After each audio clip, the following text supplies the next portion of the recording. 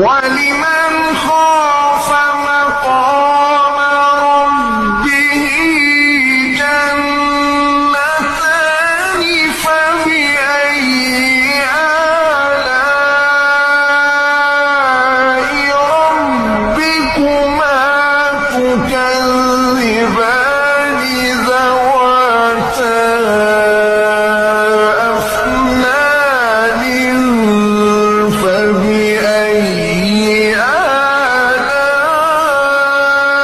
آلاء ربكما تكذبان فيهما عينان